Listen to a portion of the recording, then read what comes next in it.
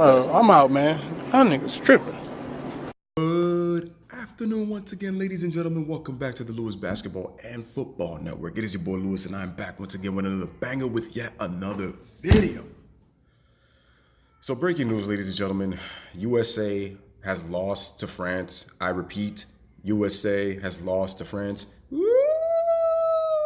Pull out the sirens. Yes, France wins in a little bit of a stunner, 89-79. Quite honestly, I'm not really surprised because I was talking about this on Monday, just a couple of days ago, on He Knows His Sports channel. Once again, ladies and gentlemen, check out He Knows His Sport. Check out that channel. That channel has great content if you are a boxing and basketball fan. Also, speaking my sports talk with my man D Jefferson Debate Cage, who was also on there on Monday. Check their channel out with him and Speaking My Sports Talk. They got great content. Love the mastermind competition. If you're somebody who loves to debate topics, make sure you go check out Speaking My Sports Talk. That's SMNSYMST. My bad. Sorry for messing that up, guys. But once again, man, France wins 89-79 behind Rudy Gobert's 21 points and 16 rebounds. Evan Quiet Buckets Fournier. People are like, Evan Fournier, like he was getting buckets. He's a really good, solid player, man. Playing for the Orlando Magic. Yo, when he's consistent, he can get you 20 plus a night. That's how good Evan Fournier is. When he's consistent, because he has a tendency to be inconsistent. But he can get buckets, though. I call him Evan Quiet Buckets Fournier. But he gave you 22 points. Donovan Mitchell was the best scorer for USA with 29. Here's the kicker. Joe Harris, Brooke Lopez, and Chris Middleton shot horrible they shot horrible from three the entire FIBA, which is not good. Any takeaways that I took from this was, one, how bad the three-point shooting was. Number two, Brian Colangelo. In my opinion, he's getting what's coming to him, ladies and gentlemen, because with his agenda that he pulled off, choosing guys like, and with all due respect to these players, Turner and Derek White over players like Marvin Bagley III and De'Aaron Fox, who are better players right now than those guys. I really feel like those guys left because of the fact that they were behind those two players. And I think because Brian Colangelo showed kind of favoritism for that, that is why they kind of dipped out once they saw that. So there was really a lack of talent on this team, a lack of talent. Now, I don't know if Jason Tatum played or not because I didn't see the game. And I know he was suffering from a sprained ankle. But that also kind of warns me about the Boston Celtics with Jaylen Brown and these guys, because to me, they're just too inconsistent. Too inconsistent. And Kemba's going now to where he's dominating the ball, so now he has to play a system with Brad Stevens. And Kemba, as great of a scorer as he is, he's very undersized at his position, which means he's going to be a liability on the defensive end.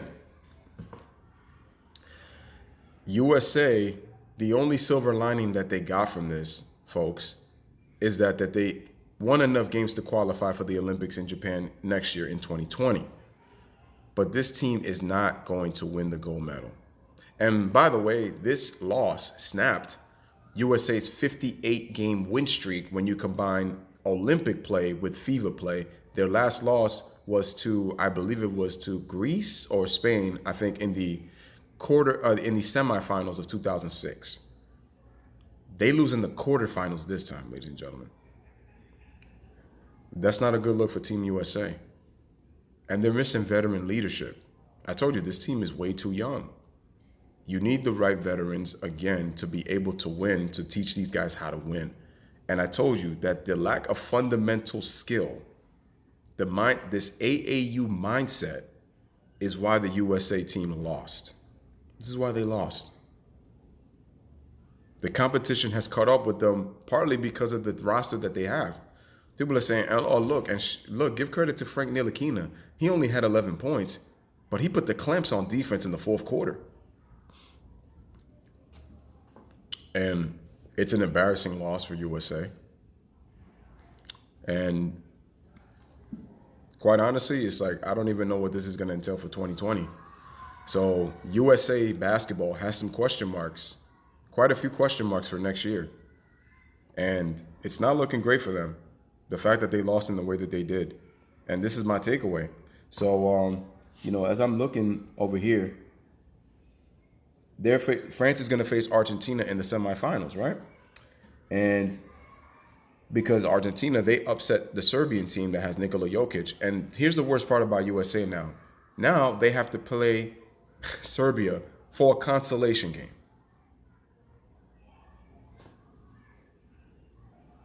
I told you, the lack of skills, the lack of fundamentals, 2 3-point happy, not enough ball movement. You have Brian Colangelo, who has an agenda with not favoring certain players over others, not understanding the talent that you have. I just look at that roster and I said that it's not gonna win anything. It's not. They're good NBA players, but they're not gonna win anything. Nothing gold medal worthy. Which kind of goes back down to Carmelo Anthony, because if you remember, Jerry Colangelo was basically saying that with where we're at right now, it's like Melo is really not suited needed. Melo would have been a nice veteran piece to have because Melo has been there. He's won 3 gold medals. I mean, and I even said that probably would have been Melo's best bet to even come into the NBA. But this basically, it's karma, man. It bit them right in the ass, and now they have to play for a consolation game. They're not even fighting for FIBA gold. It's unfortunate. They're not even going to fight for a medal. That sucks. That sucks. That's not a good look, man. That's not a good look. Which basically says that this is right now, USA has to really, really, really go back to the drawing board and really look at who can they get to commit, stop with the agendas, and see how they're going to tweak this roster to put the right players, the right talented players to compete. And what they need to do is, the first address of order, they need to put veteran leadership. Because to me, that's the only way that they're going forward. They need veteran leadership. Okay? Somebody in the, whether it be any more assistant coaches or, again, some real leader type shit players. Okay? That's what they need, folks. But yeah, I'm not surprised by it. So I'm not going to say that, oh, this is a shocker. I'm not surprised. I'm really not surprised. I just said with the style of play that these guys play, they can be beat. There's nothing in their game that tells me, oh, they really stand out for them rest. They don't. Maybe it wouldn't have been too bad if they were hitting their 3-point shots from three of the best 3-point shooters in the NBA percentage-wise. But because they weren't hitting threes, it made the offense even more difficult because now I'm pretty sure there was probably a lot of one-on-ones. There really wasn't that much ball movement. You know, it had to be kind of depressing and stuff like that to be watching them play. So they got to go back to the drawing board. And hopefully for 2020, they have a roster that can compete for the gold medal because the win streak could have probably kept going had they had a little bit of a better team. We'll see what happens. But once again, ladies and gentlemen, it is your boy Lewis back with another one, man. Let me know what you guys think in the comments on this USA-France game and the future of Team USA moving into the 2020 season for 2020 in Japan. As always, bless up, live, laugh, love. Thank you for watching. Ladies and gentlemen, as depressing as it is, man, unfortunately, I can't play a club banger because they didn't win. So we're just going to end it, man, with one of my all-time favorites. Broke out. Let your body take control of this song.